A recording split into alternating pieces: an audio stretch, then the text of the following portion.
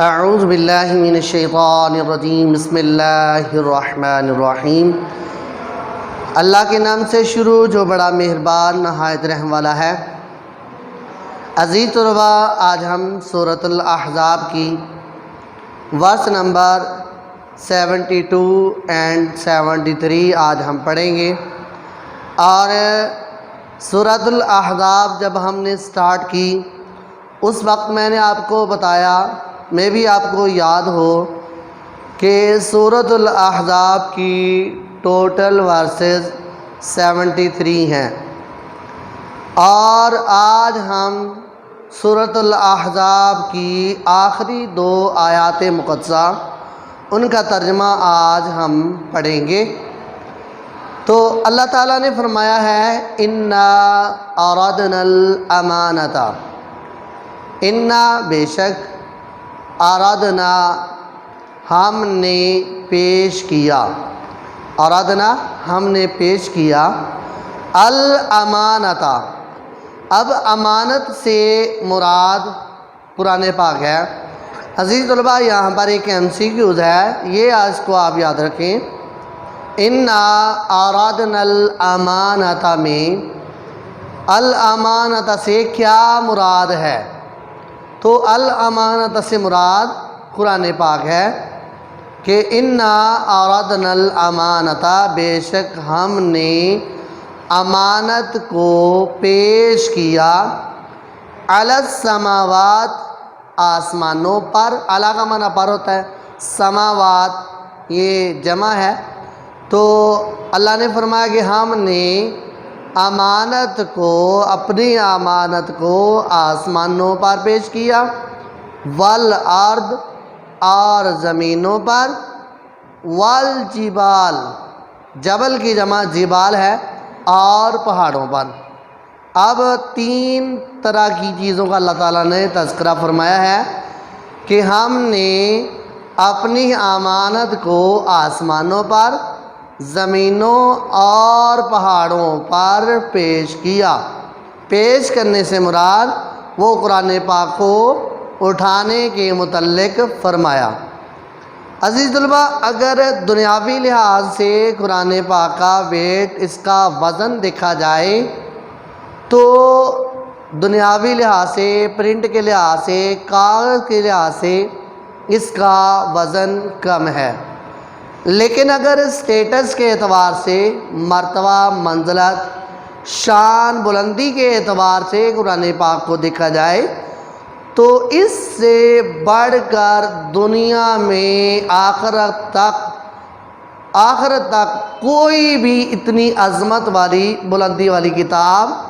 اور مرتبے والی کوئی کتاب نہیں ہے، کیونکہ جس رسول صلی اللہ علیہ وآلہ وسلم پر یہ کتاب نازل ہوئی وہ تمام رسولوں کے سردار، اور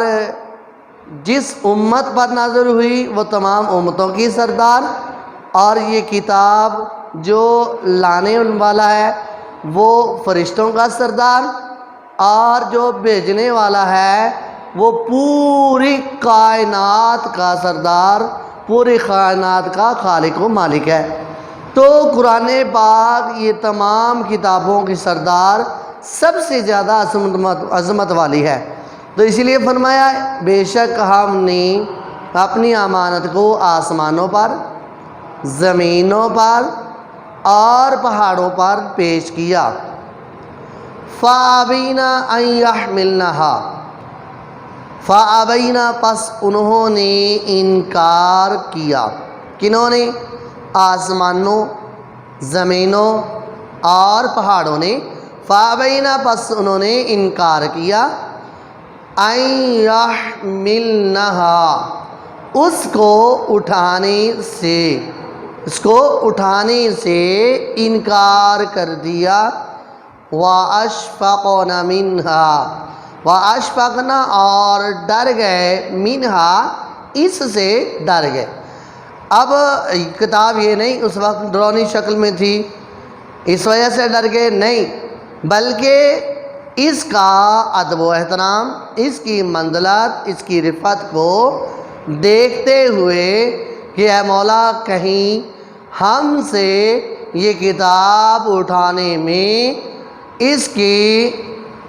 جو ادب و احترام ہے اس میں کسی قسم کی ہم سے کمی کوتاہی نہ ہو جائے، اس لیے اس خالق و مالک کا عذاب وہ بھی سنا، دیکھا بھی، اور پھر اس کو دیکھتے ہوئے ڈرتے ہیں، اور اس ڈر کی وجہ سے اس کو اٹھانے سے انکار کر دیا۔ یہ نہیں کہ اس کا وزن بہت زیادہ تھا، دنیاوی لحاظ سے اس کا وزن نہیں، لیکن مرتبہ، منزلت، سٹیٹس کے اعتبار سے دیکھا جائے تو اس کی منزلت، اس کی عظمت جو ہے تمام کتابوں سے بڑھ کر ہے۔ وَأَشْفَقْنَ مِنْهَا، اور وہ اس سے ڈر گئے۔ وَحَمَلَهَا الْإِنسَانُ، اور انسان نے اس کو اٹھا لیا، انسان نے اس کو اٹھا لیا۔ اگلا جو سینٹنس آ رہا ہے اسی آیت مقدسہ میں، اس میں انسان کے لیے جو ہے الفاظ جو بولے گئے ہیں، اب اس کا آنسر جو پہلا حصہ ہے اس میں بیان کیا گیا۔ وَحَمَلَهَا الْإِنسَانُ، اور انسان نے اس کو اٹھا لیا۔ اب انسان نے اٹھایا، انسان سے مراد وہ انسان